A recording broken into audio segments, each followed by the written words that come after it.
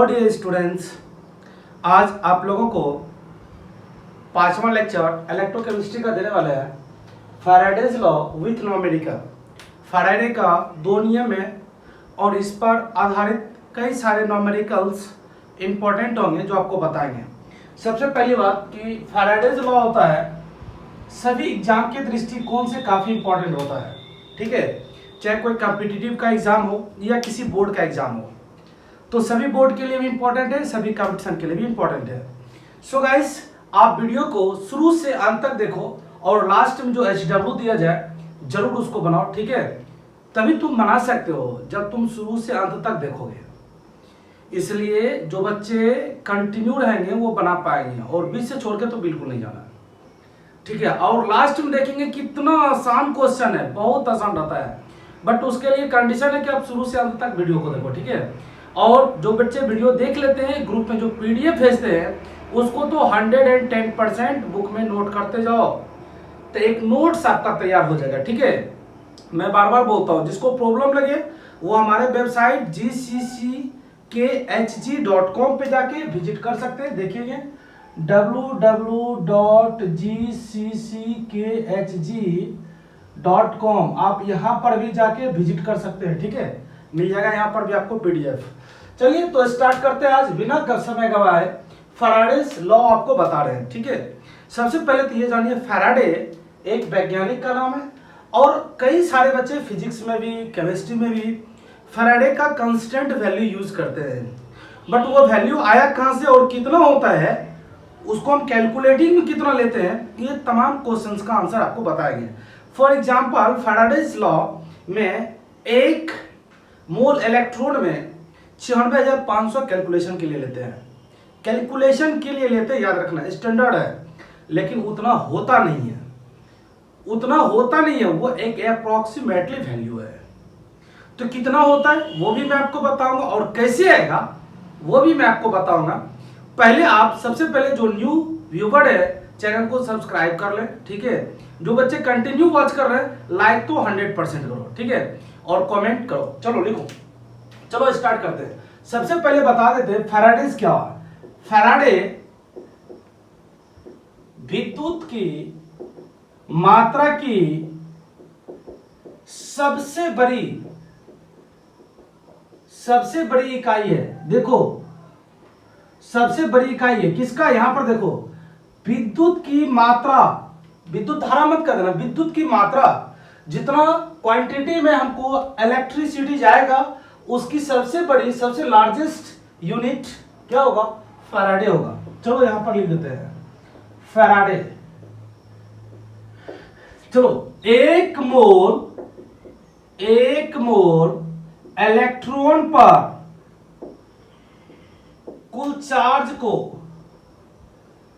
Charge को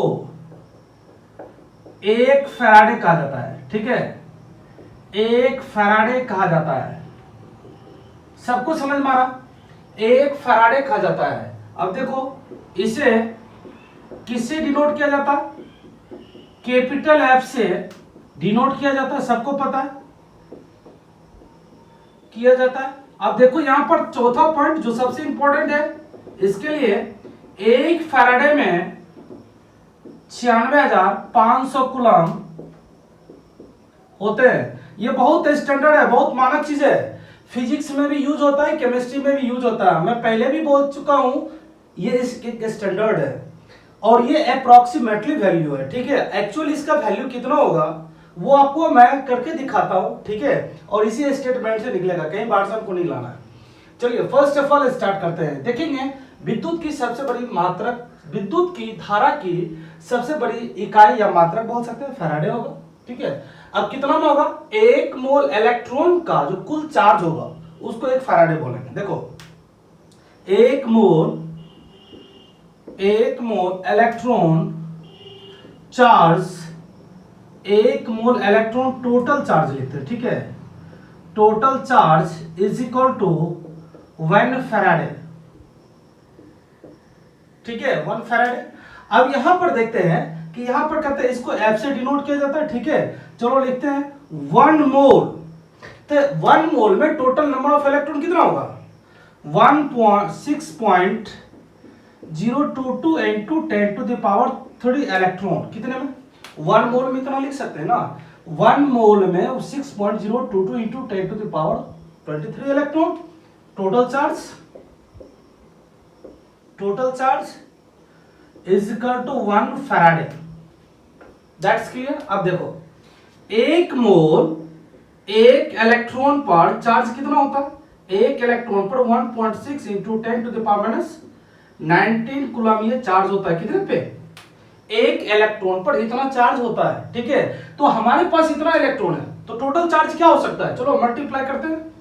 6.022 into 10⁻23 into 1.602 into 10⁻⁻19 इतना, ये ठीक है, इतना चार्ज हो गया। अब ये टोटल चार्ज हो गया इज इक्वल टू 1 फैराडे। ठीक है, अब चलो इसको कैलकुलेशन करो। इसको यदि हम कैलकुलेशन करते हैं तो ये हमारा आता है 9.6472.7244 इंटू 10⁻23 कैलकुलेशन करके ये हमारा 1 फैराडे। और चार्ज का आप लोग को मात्रक पता है क्या होगा, कूलम होता है, सबको पता है, सी लिख सकते हैं। ठीक है, आप देखिए ये कितना आता है, कितने पावर बचेगा, 9.647244 इंटू 10⁴ इज इतना coulomb is equal to 1 Faraday. चलो अब देखो यहां पर स्टार्ट करते हैं। यहां पर लिखा हुआ 4 पावर है ना, तो दशमलव जो है हमारा लेफ्ट से राइट की ओर 4 डिजिट तक जाएगा, 1 2 3 4 यहां पे आके स्टॉप कर देगा। ठीक है, चलो क्या होगा, 96472.44 coulomb is equal to 1 Faraday. अब देखो ये एक्चुअल वैल्यू होता है 1 मोल इलेक्ट्रॉन टोटल चार्ज। ठीक है, बट इसका जो कैलकुलेटिंग बहुत बड़ा अमाउंट है ना, कैलकुलेटिंग जो किया जाता है स्टैंडर्ड फॉर्म में 1 फैराडे अप्रोक्सीमेटली वैल्यू है इसका 9.96,500 कूलम। देखो 472 है, 472 के ही बदले यहां पर 500 लिखा गया। ठीक है, सबको समझ में आ गया होगा।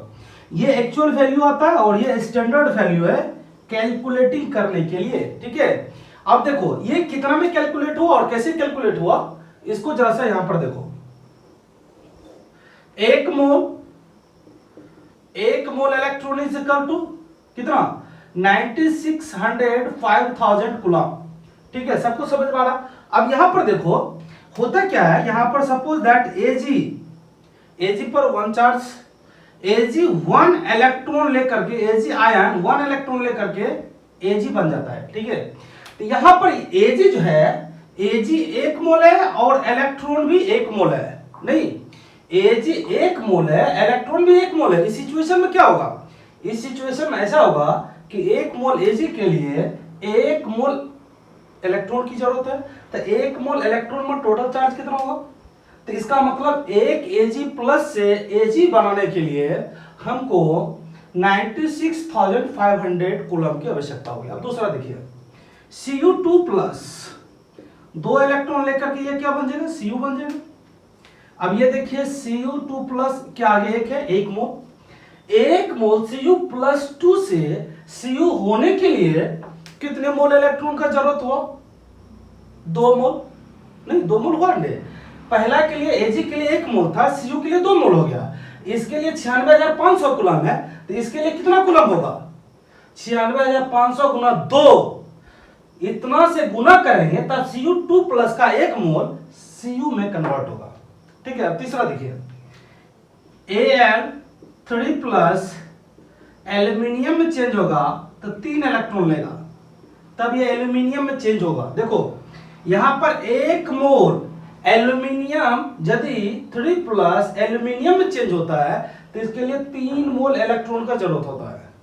तो 1 मोल इलेक्ट्रॉन के लिए कितना, 96,500, इसका मतलब 3 से गुना करेंगे, 96,500 गुना 3, टोटल कूलम Al3 प्लस के 1 मोल से Al में कन्वर्ट करने की आवश्यकता होगी। सबको समझ में आ गया। इस तरह से कई सारे अभी आपको नॉमेरिकल बताएंगे। ठीक है, फटाफट से इसका नोट कर लो, स्क्रीनशॉट ले लो। ठीक है, तब जाकर के हम आगे आपको बताएंगे फैराडे लॉ और उसका न्यूमेरिकल। ओके, तो फटाफट से इसको नोट करो और ये काफी इंपॉर्टेंट है, जो न्यूमेरिकल में आपको काम देगा। Okay, noted this. So guys, अब आप लोग को बताएंगे, फैराडे के बारे में बता दिए, ठीक है, सबको पता चल गया। साइड में लिख भी देते हैं, 1 mole electron charge is equal to क्या चीज, 96,500 कूलम। इसको एकदम याद रखना, ठीक है, आगे जरूरत है हमको। अब देखते हैं फैराडेज का दो लॉ होता है, ठीक है। इलेक्ट्रोलाइट के क्वांटिटी के टर्म्स में ये दो नियम दिया था, ठीक है। दो नियम कौन कौन सा है देखो, विद्युत अपघटय के मात्रात्मक क्वांटिटी टर्म में पक्ष में दो नियम दिया था, ठीक है। पहला नियम क्या है देखो, पहला नियम है, प्रथम नियम फैराडे का, ठीक है, फर्स्ट लॉ ऑफ फैराडे। इसका जो पहला नियम था, ये देखो कई सारे एग्जाम में पूछा जाता है, कई सारे एग्जाम में पूछा जाता है। एकदम आसानी से देखो, आसानी से समझ में आएगा, बिल्कुल इजी फ्रेश मोड में देखो, ठीक है, बिल्कुल कॉम्प्लिकेटेड मत देखना, बिल्कुल फ्रेश मोड में देखो, समझ में आ जाएगा। पहला नियम क्या था, जैसे इसको फिर से समझाते हैं। किसी इलेक्ट्रोलाइट सॉल्यूशन में, विद्युत अपघटय विलयन में, ठीक है, जब करंट का अमाउंट फॉलो होगा, विद्युत धारा की मात्रा जो होगी वो प्रवाहित होगा, तो कुछ न कुछ हम जानते हैं, एनोड से इलेक्ट्रॉन कैथोड पर जाता है, तो कैथोड पर मुक्त होगा। इसको मैं एनिमेशन के द्वारा लाइव क्लास में दिखाया था, कि एनोड से इलेक्ट्रॉन जब कैथोड की ओर जाता है, तो कैथोड पर कुछ एकत्रित होता है, जमा होता है, तो वो मुक्त पदार्थ की मात्रा होगा, या विमुक्त होगा, या ये मुक्त होना स्टार्ट कर देगा, ठीक है। तो अब चलते हैं, यहां पर बताते हैं, विद्युत धारा की मात्रा जितना ज्यादा होगी उतना ज्यादा हमारा पदार्थ मुक्त होगा। विद्युत धारा की मात्रा जितनी कम होगी, मुक्त पदार्थ की मात्रा उतनी कम होगी।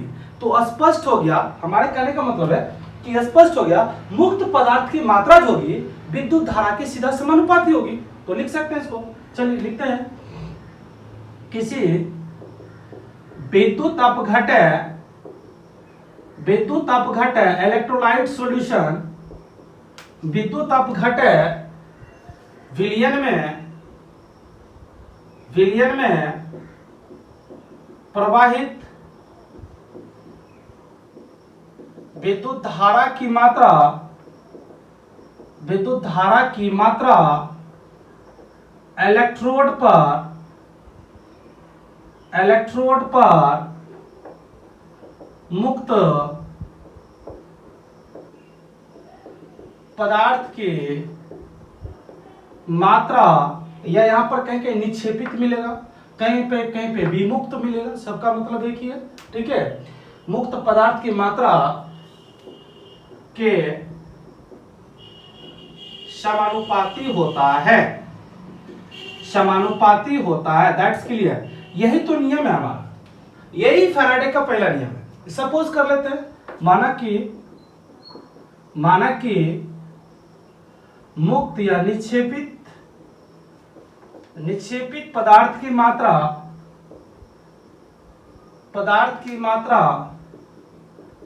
m एवं विद्युत धारा की मात्रा q है, सबको पता है, ठीक है। तो इसीलिए first law of Faraday according to Faraday's law के अनुसार आप क्या लिखोगे, मुक्त पदार्थ की मात्रा m समानुपाती विद्युत धारा की मात्रा q। दोनों क्लियर हो गया, मुक्त पदार्थ की मात्रा m है और विद्युत धारा की मात्रा q है, दोनों एक दूसरे के समानुपाती है। अब यहां पर इसको हटाने के लिए हम कांस्टेंट का यूज करते हैं, तो m बराबर z into q, z is equal to विद्युत रासायनिक तुल्यांक स्थिरांक इसको लिखते हैं, ठीक है। जेड से डिनोट किया गया था कौन, किसके द्वारा, फैराडे के द्वारा। अब आप एक फार्मूला पढ़े हो, Q बराबर क्या होता है, I इंटू टी। आप पढ़े हो Q बराबर I इंटू टी पढ़े, ठीक है।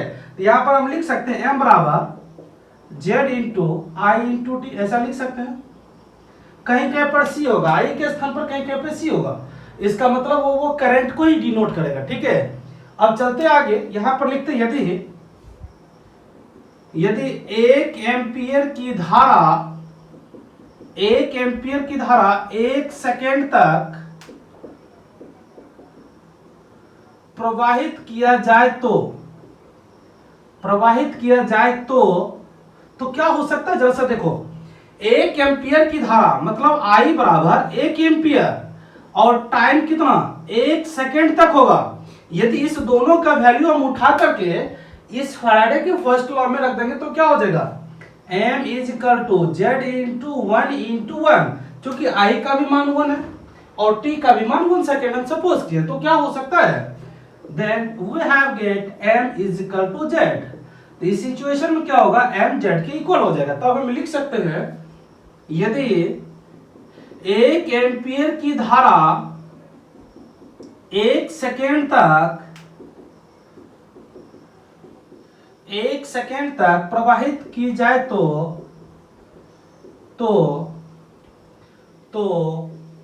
उसे विद्युत रासायनिक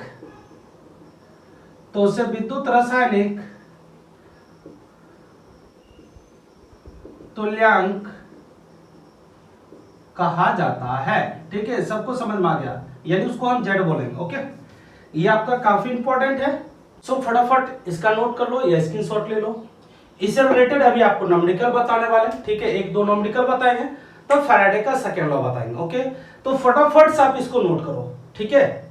सो गाइस अभी आपको हम पहला न्यूमेरिकल बताएंगे, ठीक है, और काफी इंपॉर्टेंट होगा। उसके बाद दूसरा जो न्यूमेरिकल देंगे आपको हमसे पहले ट्राई करना, ठीक है, हमसे पहले कोशिश करके आपको बताना। क्वेश्चन नंबर फर्स्ट, यदि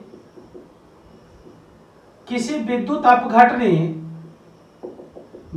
अपघटने नोट करते जाएंगे, विद्युत अपघटने बिलियन से 10 एम्पियर की धारा 2 घंटे तक प्रवाहित की जाती है तो मुक्त इलेक्ट्रॉन की संख्या क्या होगी। देखो मुक्त का मतलब हो गया जो इलेक्ट्रॉन एनोड से निकल के कैथोड की ओर जाएगा, उसकी संख्या पूछ रहा है। तो सबसे पहले हमको ये फाइंड आउट करना है न्यूमेरिकल में दिया क्या है और निकालना क्या है। न्यूमेरिकल में देखो करंट आपको दिया गया है, ठीक है, उसके बाद दूसरा चीज क्या दिया गया, टाइम दिया गया है, ठीक है। तो हमको क्या निकालना है, इलेक्ट्रॉन टोटल कितना एनोड से निकल के कैथोड पे जाके जमा हो रहा है, एकत्रित हो रहा है, उसके बारे में बताना, ठीक है। चलो निकाल लेते। सबसे पहले तो ये देख लो तुम लोग, सॉल्यूशन करने के लिए क्वेश्चन में दिया गया I एम्पियर में दिया गया विद्युत धारा 10 एम्पियर और टाइमिंग जो दिया गया वो कितना दिया गया 2 आवर्स। इसको चेंज करेंगे सेकेंड में, 2 into 3600 second is equal to 7200 second. अब यहां पर सबको पता है 1 मोल इलेक्ट्रॉन चार्ज कितना होता है, सबको पता है, ठीक है। सबसे पहले हमको यही चीज तो निकालना है, तो Q बराबर हो जाएगा I इंटू टी। Q का मान पहले हमको निकालना, Q बराबर I इंटू टी, अभी जस्ट आपको लिखाए थे। I का वैल्यू कितना है 10 इंटू 7200, टी का मान है इज इक्वल टू 72,000 इतना कूलम। हमको पता है कि 9500 कूलम में 1 मोल इलेक्ट्रॉन होता है, सबको पता है। तो इतना में कितना होगा, तब पहले 1 कूलम में पता होना चाहिए, तब 72,000 कूलम में पता चल जाएगा। चलो वहीं चलते, सारा किस्सा यहीं से स्टार्ट होता है, इसलिए हम उसको नोट किए हुए, क्योंकि 96,500 कूलम में 1 मोल इलेक्ट्रॉन होता है, ठीक है। चलो लिख दिया ना। अब देखो यहां पर इसीलिए 1 कूलम में, अब ये बोलो कि 1 मोल इलेक्ट्रॉन कितने के बराबर होगा, 6.022 इंटू 10⁻³ इलेक्ट्रॉन। ठीक है, लिख सकते हैं 1 मोल हो गया। तो यहां पर देखिए गुना में था, इस साइड आके भागा में 96,500। ठीक है, अब देखिए 1 कूलम में निकल गया ना, मेरे पास तो इतना ही कूलम है 72,000, तो निकालिए। तो इसलिए 72,000 कूलम में कितना हो जाएगा, 6.022 इंटू 10⁻23 बाई 9,500 इंटू 72,000, ये 3 0 2 0 खत्म। ठीक है, 720 बचेगा। चलो इसको यहां से लेंगे, 22 हो जाएगा। ठीक है, अब कुछ नहीं करना आपको, फटाफट से इसको मल्टीप्लाई कर दीजिए। 6.022 इंटू 22 इंटू 72 बाई ये हो जाएगा 965। जो भी आएगा आप कैलकुलेशन करके कमेंट सेक्शन में बोलो इतना इलेक्ट्रॉन होगा। ठीक है, कमेंट सेक्शन में कैलकुलेशन करके आपको बताना है इसका टोटल नंबर ऑफ इलेक्ट्रॉन कितना होगा। ठीक है, क्वेश्चन नंबर इसी के आधार पे हम दूसरा देंगे, फटाफट से इसको नोट करो या इसका स्क्रीनशॉट ले लो। Okay, question number 2 now start. अब सेम टू सेम क्वेश्चन इसी के आधार पर आपको देने जा रहे हैं। ठीक है, चलिए स्टार्ट करते हैं। राइट, यदि किसी विद्युत अपघटने सेल में 1.5 एम्पियर की धारा 10 मिनट तक प्रवाहित की जाए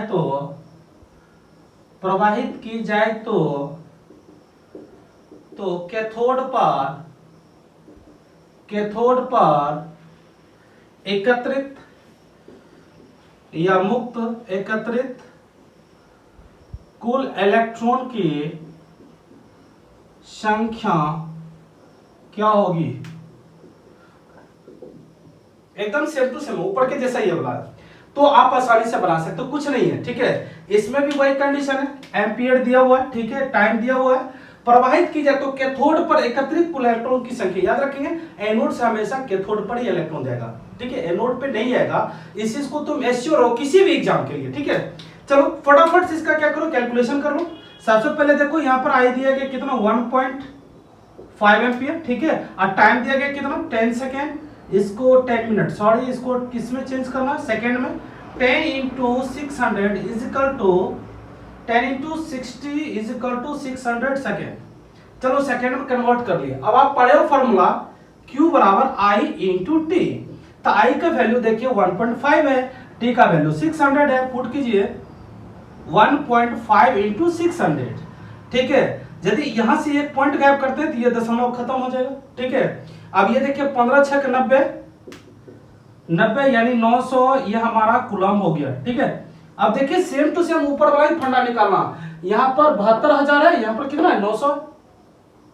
तो हमको कहता है इलेक्ट्रॉन कितना मुक्त होगा, ये पूछ रहा है। देखो पहला ही फंडा है तो डायरेक्ट हम लिख सकते हैं। ठीक है, तो हो जाएगा total absorb of electron is equal to क्या लिख सकते हो 6.022 इंटू 10⁻, क्या चीज 23 इंटू 72,000 को हटा करके क्या लिखो 900 बटे क्या चीज 96,500। ये दोनों क्या हो जाएगा कैंसिल आउट। ठीक है, आप यदि इसको 9 से डिवाइड करोगे कर दो, उसके बाद इसको इसे डिवाइड कर देना। चलो हम डायरेक्ट लिखते हैं। ठीक है, 9 दूनी 18 का 8 बाकी 1, 9 दूनी 18 19 को 9 बाकी 1, 9 7 63। तो 3 अंक के बाद दशमलव, तो ये हो जाएगा 63.198 गुना 10 के पावर 23 बटे कितना 96,565। कैलकुलेशन करेंगे जो भी हो जाएगा उतना इलेक्ट्रॉन होगा। ठीक है, सब कुछ समझ में आ गया होगा, फटाफट यहां से नोट करो। उसके बाद फैराडे का सेकंड लॉ बताएंगे। Right now noted this. So guys, पिछला न्यूमेरिकल देखिए बहुत इजी था। अभी आप देखेंगे सेकंड, आपको फैराडेज लॉ बताएंगे, इसको प्रूफ भी करेंगे बेसिकली मेथड से, और ये आसानी से प्रूफ हो जाएगा। तो सेकेंड लॉ ऑफ फैराडे क्या था जरा सा देखेंगे। सेकेंड लॉ ऑफ फैराडे का सेकेंड लॉ क्या था, इन्होंने क्या किया कई सारे अलग अलग इलेक्ट्रोलाइट्स को लिया। कई सारे अलग अलग इलेक्ट्रोलाइट सॉल्यूशन को लिया, ठीक है। सब में क्या किया, एक समान करंट का अमाउंट रखा। सपोज दैट इसमें 10 कूलम होगा, तो इसमें भी 10 कूलम होगा, इसमें भी 10 कूलम होगा, इसमें भी 10 कूलम होगा। ये चारों में क्या किया, इन्होंने करंट के अमाउंट को समान रखा। इसके बाद इसमें जितने भी मुक्त पदार्थ की मात्रा होगी, जितने भी मुक्त पदार्थ की मात्रा होगी, ये इसके रासायनिक समतुल्यांकी के समानुपाती होगा, ठीक है। यानी जितना इसका अमाउंट होगा उतना ही रासायनिक समतुल्यांक होगा। जितना इसमें मेटल होगा ना, मुक्त पदार्थ की मात्रा कोई मेटल ही हो सकता है, उसके रासायनिक समतुल्यांक के समानुपाती होगा। इसमें जितना मेटल होगा उसके रासायनिक समतुल्यांक के बराबर होगा। इसमें जो मेटल होगा रासायनिक समतुल्यांक के बराबर होगा। सपोज दैट इसमें Ag लेते हैं, इसमें कॉपर लेते हैं, इसमें Au लेते हैं, इसमें Zn लेते हैं, जो भी जहां लेंगे, ठीक है। इसमें Fe ले लेते हैं, जो भी जहां पर लेंगे याद रखेंगे सब में मुक्त पदार्थ की मात्रा उसके विद्युत रासायनिक समतुल्यांक के समानुपाती होगा। तो मुक्त पदार्थ की मात्रा को m मानेंगे और विद्युत रासायनिक समतुल्यांक को E मानेंगे। तो Ag के लिए M1 समानुपाती E1। उसी तरह से कॉपर के लिए पहला, दूसरा, तीसरा, चौथा अलग अलग इलेक्ट्रोलाइट है, तो अलग अलग मुक्त पदार्थ की मात्रा M1 E1, M2 समानुपाती E2, M3 समानुपाती E3, M4 समानुपाती E4। सब कुछ समझ में आ गया, ठीक है। यानी यही फंडा है किसका, फैराडे के सेकेंड लॉ का, जो भी बताने वाले हैं। तो फटाफट से कॉपी कलम निकालो, फटाफट से इसको नोट कराओ, ठीक है। और यही चीज को लैंग्वेज में बताएंगे। चलो लिखोगे, यदि विभिन्न विद्युत अपघटयों के घोल सॉल्यूशन, जिसको आप बिलियन भी बोल सकते हो, घोल से एक समान विद्युत धारा की मात्रा प्रवाहित की जाती है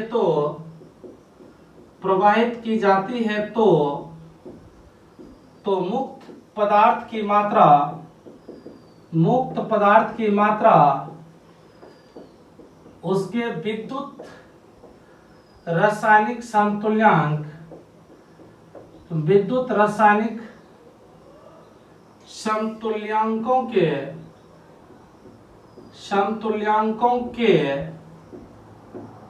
समानुपाती होता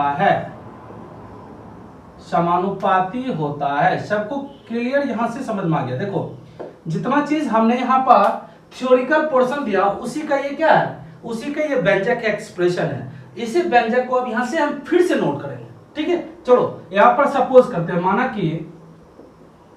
माना कि विभिन्न विद्युत अपघटय घोल में चलो इसको हटाते हैं। घोल में एक समान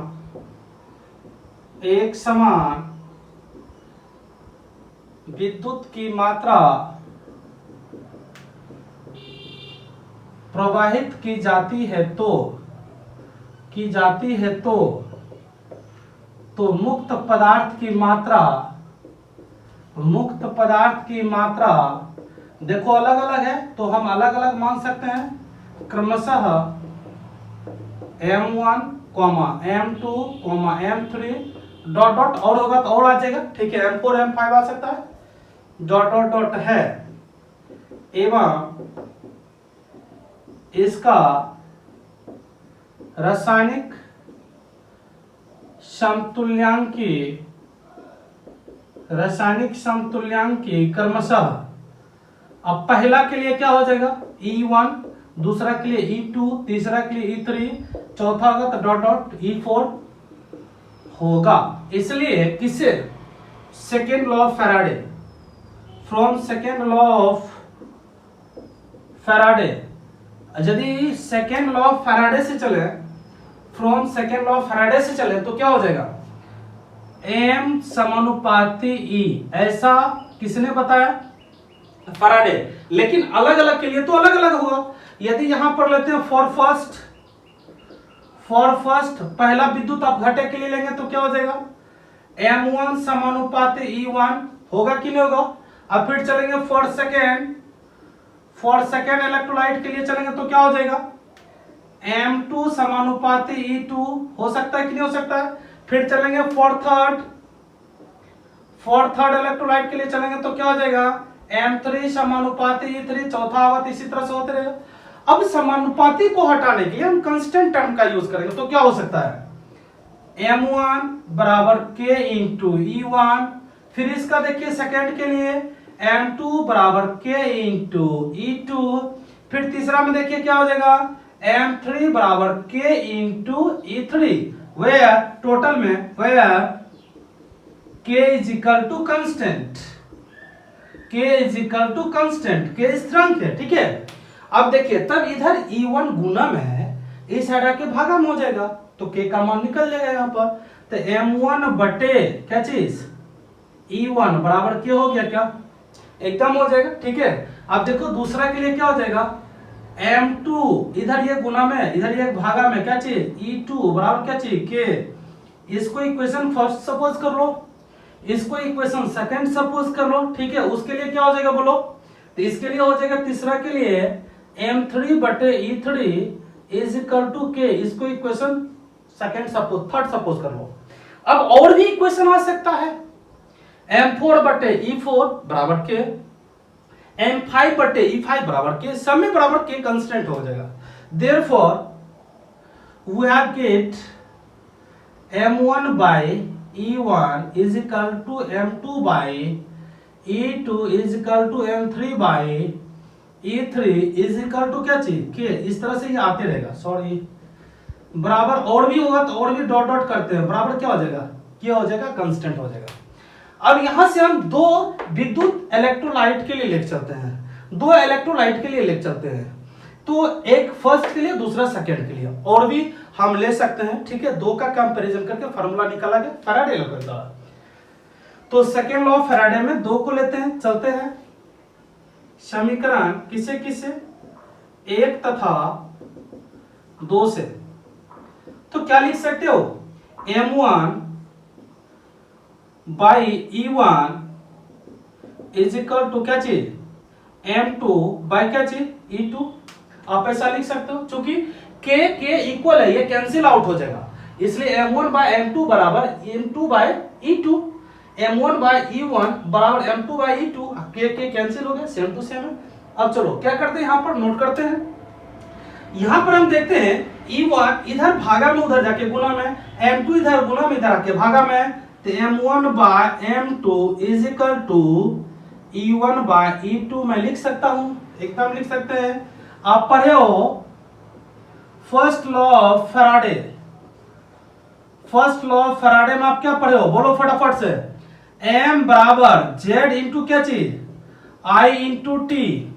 I इंटू टी को हम Q भी तो बोल सकते हैं, और Q यहां पर देखिए क्या करा, जरा सा इसको पढ़िए। विद्युत धारा की मात्रा कैसा? एक समान, फिक्स है ये, यानी यहां पर Z इंटू टी जो है, I इंटू टी जो, वो क्या है? कांस्टेंट है, नियत है, ये चेंज नहीं होगा। क्या चेंज हो सकता है? यदि पहला के लिए होगा तो M1 बराबर Z1 into I into T, दूसरा के लिए होगा तो M2 बराबर Z2 into I into T, इसी तरह से तीसरा के लिए होगा M3 बराबर Z3 इंटू I टी, इसी तरह से चलेगा आगे, ठीक है। क्योंकि I जो टी जो है ये क्या है? कांस्टेंट है, नियत है। यहां पर देखो लैंग्वेज में क्या लिखा हुआ? एक समान विद्युत धारा, तो एक समान समय जा रहा, देखो 10-10 समय है, फिक्स है यहाँ पर। चलो आगे, अब यहाँ से नोट करते हैं, लास्ट हम स्टेप आगे है। तो यहाँ पर हो जाएगा Z1 पहला के लिए M1 बराबर क्या है? Z1 into I into T बराबर क्या चीज? E1 बाय क्या है? M2 का स्थान पर क्या लिख सकते हैं? Z2 into I into t by क्या चीज? E2। देखिए IT कैंसिल हो गया, Z1 बाय Z2 बराबर क्या लिख सकते हो? E1 बाय E2 लिख सकते हो। चलो फटाफट से देखो, इस साइड Z है, यानी इस साइड जो आपका है ये तुल्यांकी है इस साइड, ये साइड विद्युत रासायनिक समतुल्यांक है, तो हो जाएगा Z समानुपाती E। और इसका लैंग्वेज अब आपको लिखाएंगे फटाफट से, यहां तक आप नोट करेंगे, ठीक है। पहले यहां से लेकर के आप यहां तक आएंगे, ठीक है। यहां तक आने के बाद आपको ये टर्म नोट करना है और ये साइड वाला रफ वर्क है जो पहले पढ़ चुके हैं, ठीक है। अब फटाफट से यहां तक गाइस नोट करो, उसके बाद इसके बेस पे हम आपको न्यूमेरिकल आगे बताने वाले, काफी ज्यादा शानदार लगेगा, बहुत इजी लगेगा, आप कंटिन्यू अभी तक बने हुए हैं। Noted this. सो गाइस अभी आप लोग देखे थे सेकेंड लॉ में Z समानुपाती E हमको कैलकुलेट करके आया हुआ था, ठीक है। तो यहां पर मैं लिख सकता हूं, ठीक है, क्योंकि यहां पर इससे पहले देखेंगे Z1 बाय Z2 बराबर E1 बाय क्या आया था, E2 आया था कि नहीं आया था, ठीक है। यदि ऐसे सिचुएशन हुआ तो हम यहां पर लिख सकते हैं किसी विद्युत अपघट्य विलयन में पदार्थ का तुल्यांक या तुल्यांकी उस पदार्थ के विद्युत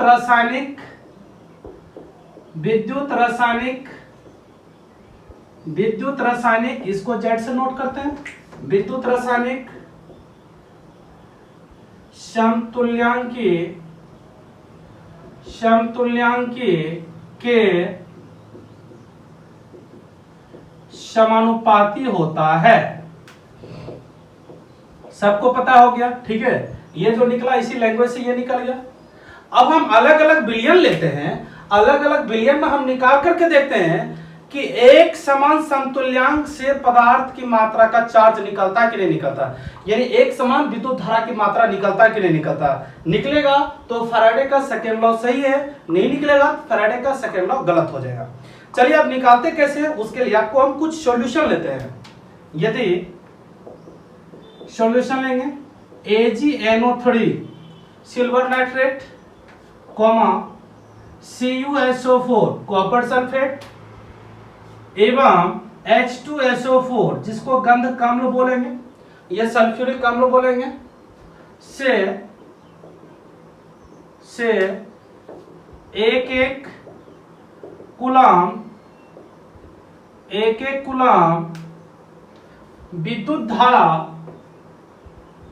विद्युत धारा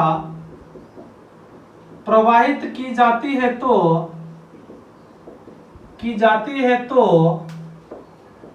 तो मुक्त Ag की मात्रा 0.01118 ग्राम, Cu की मात्रा कॉपर सल्फेट से Cu निकलेगा, Cu की मात्रा 0.00329 ग्राम, ठीक है, एवं H की मात्रा, ठीक है, H की मात्रा कितना होगा 0.0001042 ग्राम होगा, ठीक है। यदि इसके समतुल्यांकी भार से भाग देने पर समान मान ज्ञात होता है तो फैराडे के द्वितीय नियम को दर्शाता है। द्वितीय नियम को क्या करेगा, ये दर्शाता है, ठीक है। चलो पहला चलेंगे किसके लिए, फॉर एजी के लिए चलेंगे, ठीक है। मुक्त मात्रा बटे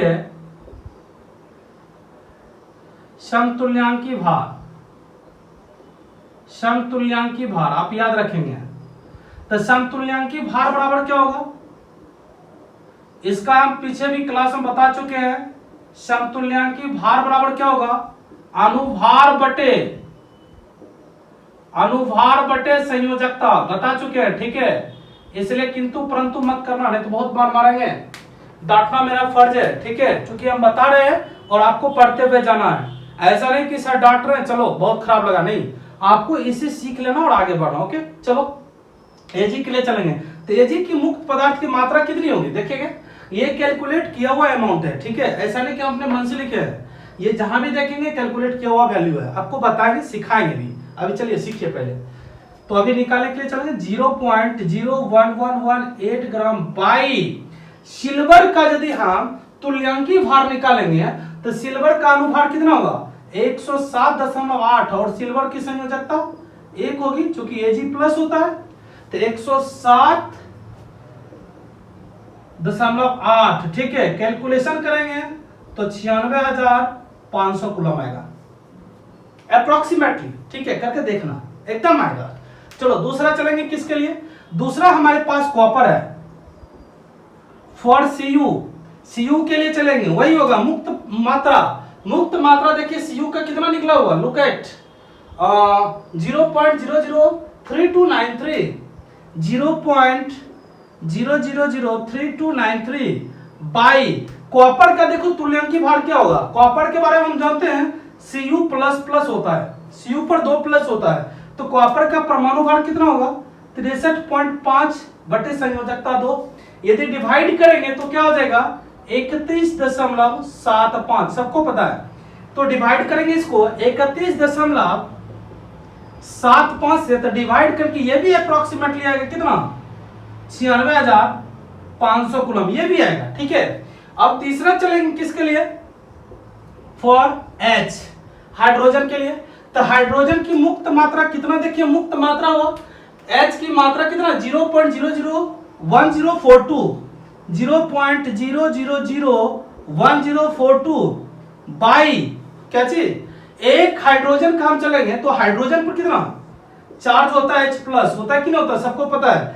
चार्ज हाइड्रोजन पर, एक हाइड्रोजन पर H प्लस होता है, तो क्या लिखेंगे इसका, तो हाइड्रोजन का जो भार होगा वो क्या होता है 1.008 बाई 1। तो कैलकुलेशन करेंगे इसका क्या चीज, क्या हो जाएगा ये 1.008। यदि इसका भी कैलकुलेशन करेंगे तो कैलकुलेशन करके ये भी आएगा अप्रोक्सीमेटली 9,500 कूलम। सो गाइस बताओ क्या ये तीनों वैल्यू समान आया कि नहीं है। अब देखो जरा सा पढ़ो, यदि तुल्यांकी भार से भाग देने पर समान मान प्राप्त होता है तो किस नियम का पालन करेगा, फैराडे का नियम का पालन करेगा।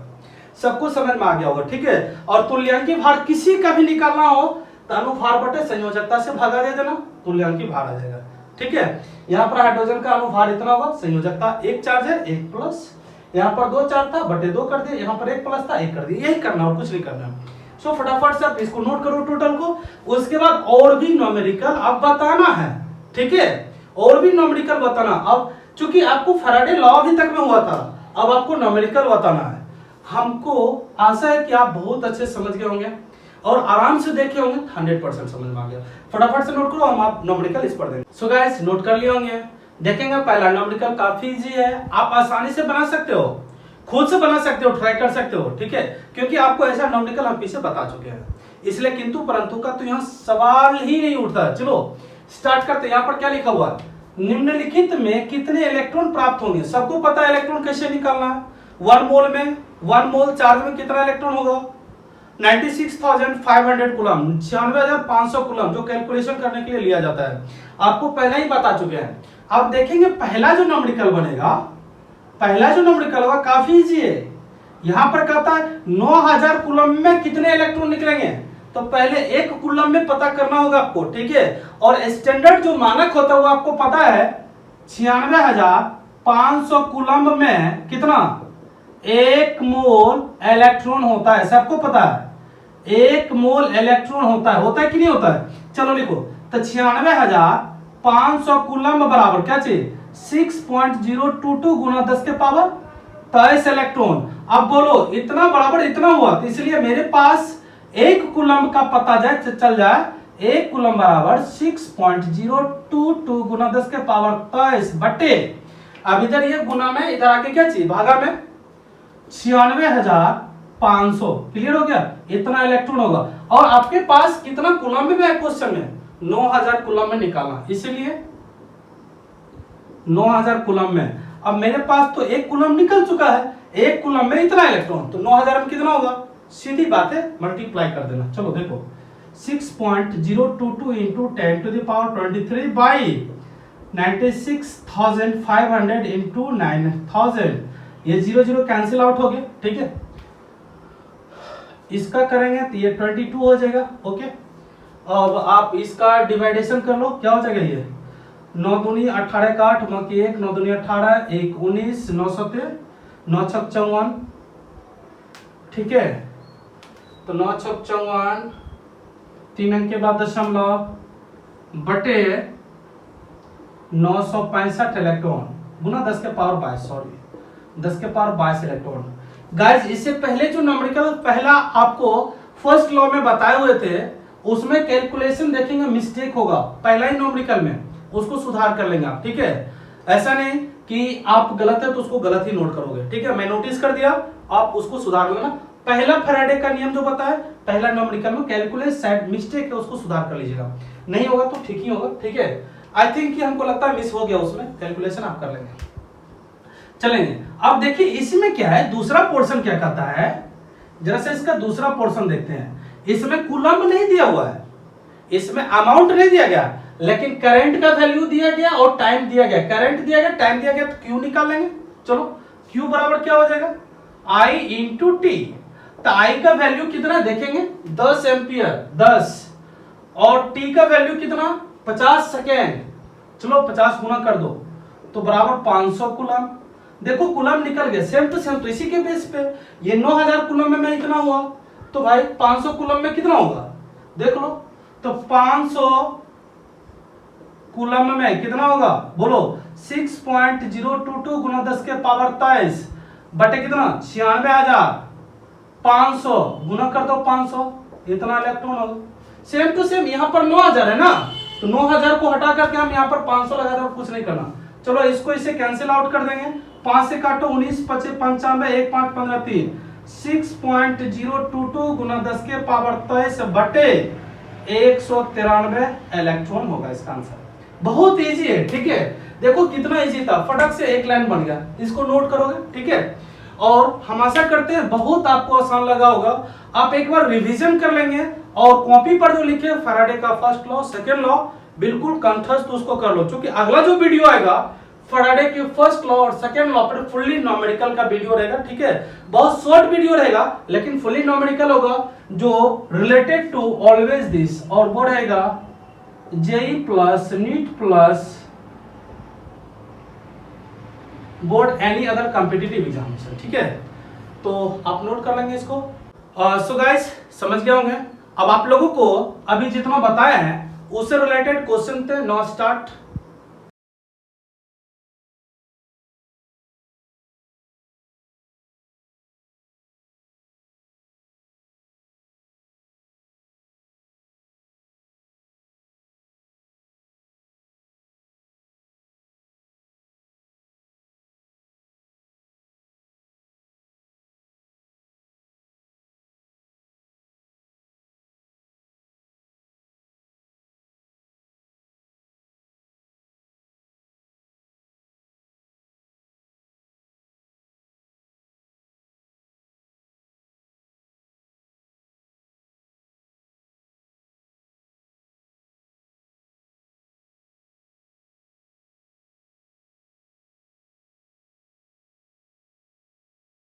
तो आप फटाफट से क्वेश्चन बना लीजिए, और जितने भी बच्चे हैं कोशिश करें कि क्लास रेगुलर रखें, ठीक है। मैं अब आपको ये चैप्टर लगभग आप समाप्ति के कगार पे जा रहा, आधा दिन से ज्यादा हो गया, हाफ पार्ट से ज्यादा हो गया, ठीक है।